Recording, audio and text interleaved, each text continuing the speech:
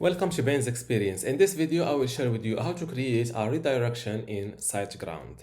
First, visit siteground.com website, then click on Login and after filling your login credentials, hit Login again. Now, go to this website's page from the top, and next to the website you want to create a redirection for, click on this Site Tools button. Now go to Domain from the left side, select Redirects, and to create a redirection, first select the domain you want to redirect. For example, I want to redirect from blog.bentutorials.com, let's say to google.com, for example. You can also add a path, for example, blog.bentutorial.com / for example, redirection. You can redirect the original domain or add a path like that. And from the redirect type, you can select between permanent or just a temporary one. I don't know the difference, so I will go with permanent.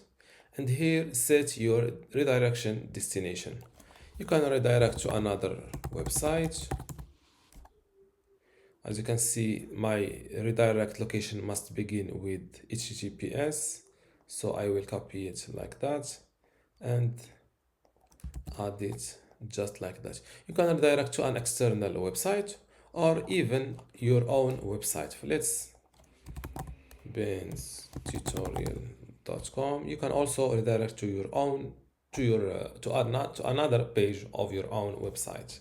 I will redirect to google.com to make the redirection visible at the end of this video.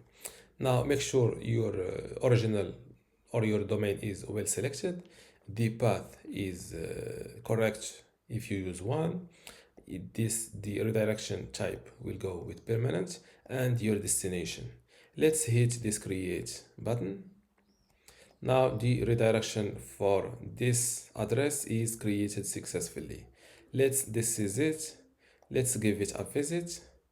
After visiting this article, this address, we should land on google.com. As you can see, I was automatically redirected to google.com. Now to edit one of your redirects, just click on this little pen next to the redirection you want to edit. And from this pop-up window, you can edit the redirect type and also the destination or the redirection destination.